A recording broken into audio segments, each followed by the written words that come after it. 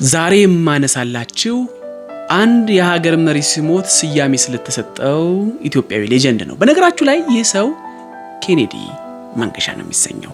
እንግዲህ ታላቋ ሀገር የአሜሪካው መሪ ጆን ኤፍ ኬኔዲ ሲሞት በመወለዱና እሳቸውም ደግሞ በተወለዱበት ቀን ያው ጆን ኤፍ ኬኔዲ የንጉስ ኃይለ ሥላሴ ቅርብ ወዳጅና ጓደኛ እንደሆኑ የሚታወቅ ነው። በተለይ እሳቸው ወደ አሜሪካ ለጉብኝት በሄዱ ጊዜ ንጉስ ኃይለ ሥላሴ ምን አይነት ክብር አቀባበል ተደርጎላቸው እንደነበረ በቪዲዮ እንደተመለከተን በታሪክ እንደምናውቀው ሁሉ እሳቸው የሞቱለትም በጣም አዝነው በጣም ተክዘው ስለነበረ እንግዲህ የኬኔዲ መንገሻ አባት ማለት ነው አያቱ ለቤተ መንግስቱ ባለሟልና ቅርብ ስለነበሩና እዛው አገልጋይ ስለነበሩ እሱ በሞተበት ዕለት ሙዚቀኛው ኬኔዲ ተወዳጁ ኬኔዲ እንግጻኑ ኬኔዲ ጎላ አካባቢ ስለተወለደ ያን ጊዜ ይህን ስያሜ እንዲሰጠው አድርገዋል ማለት ነው።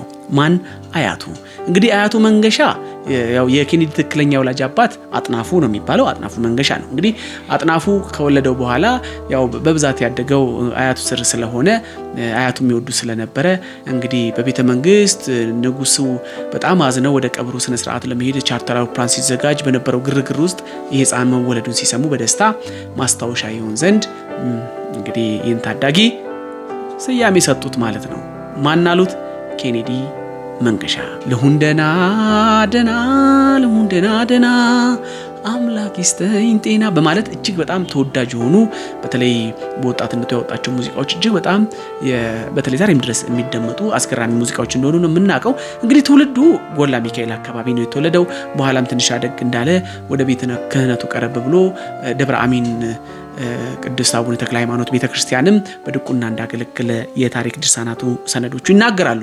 በኋላም ኬኔዲ እዛ ትንሽ ካገለገለ በኋላ ትምህርቱንም ሙዚቃ ቤተ መቅደሱ አካባቢ ያለውን አገልግሎትም ትቶ ወደ ሙዚቃ ህይወቱ ውስጥ ጭልጥ ብሎ እንደገባ ይነገራል። እንግዲህ 34 ቀበሌ የሚባለው አካባቢ እዛው ጎላ ሰፈር ማለት ነው እየተለማመደ በነበረበት ጊዜ አንድ ታሪክ ይፈጠራል። ያም ታሪክ ምንድነው? የቲያትር ባለሙያው ተዋናዩ ጋሻ አብራራ አብዶ የአንድ ታዳጊ ሙዚቃ እየዘፈነ ድምጹን ይሰማና በጣም ይገረማል። በጣም የሚገርማቸው ማን ነው የድምጽ ብሎ ቱታ እንደለበሰ ተነስቶ እዛ የኪነት የሚለማመዱ ልጆች አዳራሽ ውስጥ ይገባል። ልጆቹም እየተለማመዱ እየዘፈኑ ባለበት ወቅት ማን ነው አሁን የሰማሁትን ሙዚቃ የተጫወተው ብሎ የሙዚቃውን ርዕስ በማስታወስ ይጠይቃቸዋል። በጣም የሚገርማቸው አይ ይሄማ ኬኔዲ ነው ብለው ያሳዩታል። ኬኔዲም እንግዲህ በባህሪው የተረጋጋ ቸልተኛም ነው ይሉታል አብሮ ወደግ ጓደኞቹና ቀረብ ብሎ አንተን የዘፈንከው እስኪ አሁንም ደግመ ዘፈን በሚል እድል መድረክ ላይ ወጥቶ እዛው ኪነት ቡድን ላይ እንዲዘፍን ይደረጋል። እና ሲዘፍን እጅግ በጣም የሚገርም ሁኔታ ድምጹ የሙዚቃ አቀላለጹ በጣም ያምር ስለነበረ አብራራ አብዶ በጣም በመገረም አንድ ጥያቄ ጠይቀዋል። ለምን ሀገር ፍቅር አትቀጠርም የሚል መነሻ ሐሳብ ይሰጠዋል። ያን ጊዜ ወጣቱ ኬኔዲም ረጋ በማለት ማን ሊያስቀጥረኝ ይችላል የሚል ሐሳብ ያነሳል። ይህን ጊዜ አይደለም እኔ አስቀጥራለሁ በማለት በነጋታው ተገናኝተው ወደ ሀገር ፍቅር ይዞ ለመሄድ ቀጠሮ ይዙና ይለያያሉ። የማይነጋ የለም ይነጋል። እንግዲህ በጣም የሚገርማችሁ ከነጋ በኋላ ኬኔዲ መድረስ ባለበት ሰዓት ውስጥ አርፍዶ እንግዲህ አብራራ አብዶ ሊያስቀጥረው እንግዲህ ኬኔዲ ነበር ፈጥኖ መሄድ የነበረበት። አብራራ አብዶ ቀድሞ ቁጭ ብሎ ይጠብቀው ነበረ። ኬኔዲ ቸልተኛ ነው እንዳልኳችሁ ዘና ብሎ አርፍዶ እዛ ቢደርስም እንግዲህ ጋሻ አብራራ አብዶም ብዙ አልተከፋም ነበርና ይዞት ወደ ሀገር ፍቅር በመሄድ እዛ ሙዚቃ ባንድ ውስጥ እንዲቀላቀልና እንዲሞክሩትና ድምጹም እንዲፈተን እድል እንዲያገኝ ያደርጋል። የእድል ጉዳይ ሆኖ ኬኔዲ ጥሩ ፐርፎርም ያደርግ ስለነበረ ድምጹም ቆንጆ ስለነበረ የነቲድሮስን ሲጫወት ሌሎች ሙዚቀኞች ሙዚቃ እንዲጫወት ተደረገ። በጣም የሚገርም ድምጽ ስለነበረው እዛ ባንድ ውስጥ እንዲቀላቀል ይደረጋል። ሀገር ፍቅር ከተቀላቀለ በኋላ በየሳምንቱ አርብ የሚቀርብ የመድረክ ስራ ነበርና ዛ መድረክ ላይ ቀርቦ ፐርፎርም እንዲያደርግ እድል ይሰጠዋል። በሳምንቱ በጣም ጎበዝ ስለሆነ በጣም የሚገራርሙ ሙዚቃዎችን መድረክ ላይ ተጫወተ። ከዛ በኋላ በጣም እንግዲህ አብራራ አብዶ ሲናገር እንደሰማሁት ከሆነ ሙዚቃ ከተጫወተ በኋላ ለሙዚቃ እንዲጫወት የተሰጠውን የመድረክ ልብስ በዛው ለብሶት ወደ ቤቱ ሄደ ብሎ በጣም በመገረምና ቸልተኝነቱን ሲገልጽ ነበር። በኋላም ስላላወቀ ነው በሚል በነጋታው ለብሶ ሲመጣ እንደዚህ የመድረክ ልብስ ከዚህ እንደማይወጣና እንደው በክብር እንደሚቀመጥ አስረድቶት እሱም ያንን ሐሳብ እንደተቀበለ በአንድ ወቅት ሲናገር ሰምቼዋለሁኝ። እናም ይገርማቸዋል ኬኔዲ መንገሻ ከዛ በኋላ በርካታ ስራዎችን እየሰራ በነበረበት ወቅት አንድ ክለብ ውስጥ እንግዲህ አንድ ባንድ ውስጥ ሙዚቀኞች ይለቁና ሙዚቀኞች ሲፈለጉ እዛ ሙዚቀኛ እድል ሙዚቀኛ የምታከሆነ ሪኮመንድ አድርገን ተብሎ ለጋሽ አብራራ አብዶ አሁንም ይደውልላቸዋል። ጋሽ አብራራ አብዶ እስኪ አንድ ጎበዝ ልጅ አለ የሚሞክር እስኪ ኤው በሚል ኬኔዲን ሪኮመንድ ያደርገዋል። እዛ ባንድ ማለት ነው ጊዮን ይመስለኛል ባንዱ። እንግዲህ እዛ ጊዮን ሄዶ ሲሞክር በጣም የሚገርም ተጫዋች ሆነ። ኧረ የለም ጥይት የሆነ ሙዚቀኛ ነው የሰጠኝ በማለት ሪኮመንዴሽኑ እንደተቀበለና ከዛ በኋላ በመድረክ ስራ ወደ ሀገር ፍቅር ድጋሚም እንዳልተመለሰ ለመጠየቅ ብቻ እንጂ ተቀጥሮ ለመስራት ብዙም እንዳልተመለሰ ከዛ በኋላ በባንድ በርካታ ስራዎችን እንደሰራ ይነገራል። እንግዲህ ስለ ኬኔዲ መንገሻ ስናነሳ ኬኔዲ መንገሻ ያው አባቱ አጥናፉ ናቸው ብያቸዋል። በአያቱ ስም ነው መጠሪያውን አድርጎ በኖረባቸው አጭር የህይወት ጊዜያቶች ውስጥ በርካታ ሙዚቃዎችን በርካታ አልበሞችን እንደሰራ የሚታወቅ ነው።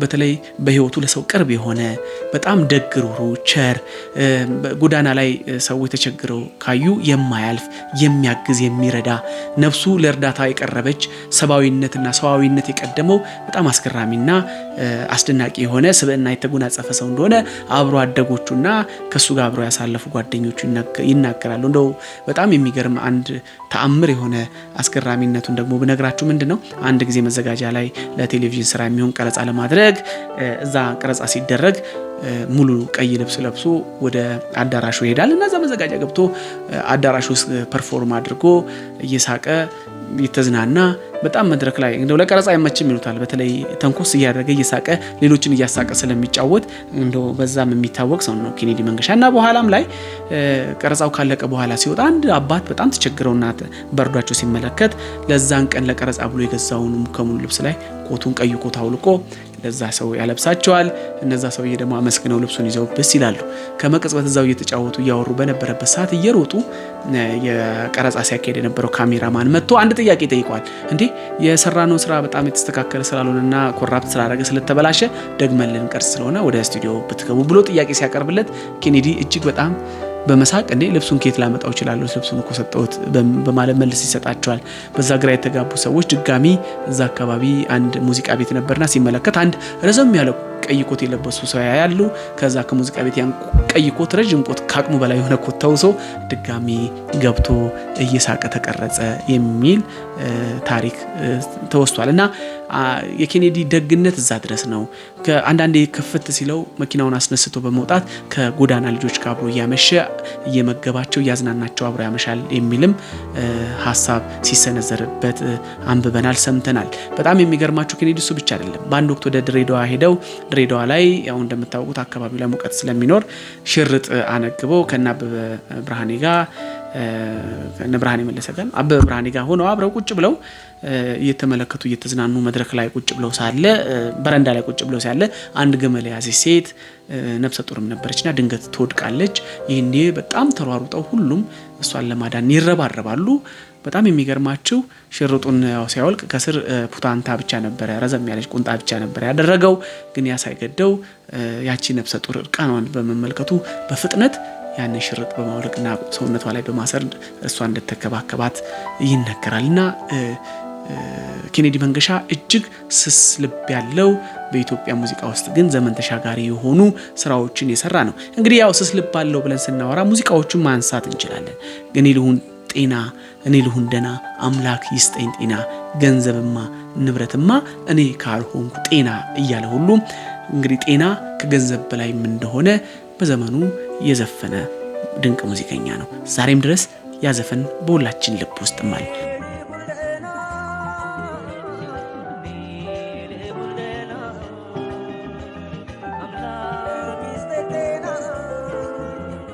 እንግዲህ ስለ ኬኔዲ መንገሻ ስናነሳ ከመጀመሪያ ከሰራው እንደው በመላ ከሚለው አልበሙ ጀምሮ እንደው የሆዴን የሚነሳ ነው። ሌሎችም ከነ ብርቱካን ዱባለ ጋራ ከነ አሰፉ ደባልቄ ጋራ ከነ ተሾመ አሰግድ ጋር ከነ ራሄል ጋር በመሆን በጋራ አልበሞችን በማውጣት የሚታወቅ አንጋፋ ድምጻዊም ጭምር ነው ኬኔዲ መንገሻ። ያው ኬኔዲ መንገሻ በርካታ የሙዚቃ ስራዎች እንደሰራ እንደነገርኳችሁ ሁሉ የኢቲቪ ካሜራማኖች በተለይ በጣም ያስቀረጻ ወቅት ፕሮዳክሽን ላይ ከሚያስቸግር ሰው ዘፋኞች መካከል አንዱ ነው በማለትም ወረፍ ያደርጉታል። ምክንያቱም እየሳቀ ሌሎችንም የሚያስቅብን ስለነበረ ፕሮዳክሽን ላይ በጣም እንቸገር ነበር ብለው ሲያነሱት ይሰማል። ሌላው ደግሞ የድምፃዊ ፍሬው አለሙንም ሙዚቃ በድጋሚ ሹሩሩሩሩሩሩሩሩሩሩ የሚለውን ሙዚቃ በድጋሚ በጣም በመጫወት የሚታወቅ ነው። ተጫውቶታል። በርካታ ሙዚቃዎችን በማውጣት የምናውቀው ኬኔዲ መንገሻ በወጣትነቱ 20ዎቹ መጨረሻ ላይ በህይወት እንዳጣ ነው። በድንገተኛ ህመም እንደሞተ ነው የታሪክ ድርሳናቱ የሚናገረው። ያው ኬኔዲ መንገሻ በ1955 ተወልዶ በ1985 አካባቢ እንደሞተ ነው የታሪክ ድርሳናቱ የሚናገሩት። ግን እሱ ደግሞ ሞቶም ቢያልፍ በ20ዎቹ መጨረሻ ገና ብዙ ለሀገራችን ይሰራል ተብሎ በሚጠበቅበት ጊዜ በተለይ በሙዚቃው ዘርፍ ውስጥ በቀላሉ ድንገት ያጣ ነው አስገራሚ የኢትዮጵያ የሙዚቃ ሌጀንድ ነው ማለት እንችላለን። የሰራቸው ሙዚቃዎች ዛሬም ድረስ ዘመን ተሻግረው በሶስተኛው ትውልድ እንግዲህ ማለት ይቻላል 70ዎቹ 60ዎቹ ውስጥ የነበረ እንግዲህ ሙዚቀኛ ነው። 80ዎቹ መጀመሪያ አካባቢ ማለት ነው።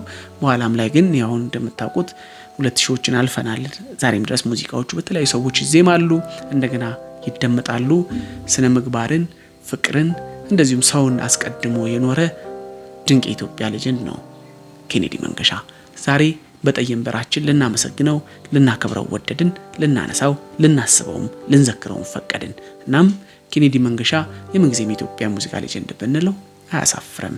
እናም እዚህ ጎላ ሚካኤል አካባቢ ተወልዶ በቅርብ ጊዜ ውስጥ በአጭር ጊዜ ውስጥ በህይወት ብናጣው በርካታ ስራዎች ሰርቶ ያለፈልን አስገራሚ፣ አስደናቂ፣ ተወዳጅና ሊከበር የሚገባው ሙዚቀኛ ነው ኬኔዲ መንገሻ። ዛሬ በጠይም ብዕር ልናመሰግነው ልናከብረው እንደዚሁም ደግሞ ልናወድሰው ወደድን። አዲሱን ትውልድ ከጥበብ ከፍቅር ከስነ ምግባር እንደዚሁም ደግሞ ከንባብ ጋር ቀይጠን እንስራላለሁ። እኔ በሱ ፍቃድ ተገኘኝ። ፕሮግራሙ ደግሞ ጠይም ብዕር ነው። ከወደዳችሁት ላይክ፣ ኮሜንት፣ ሼር በማድረግ እንደዚሁም ሰብስክራይብ በማድረግ እንደው ለሌሎችም እንዲደርስ ታደርጉ ዘንድ ጠይቃለሁ። ወዳችኋለሁ። ጤና ይስጥልን።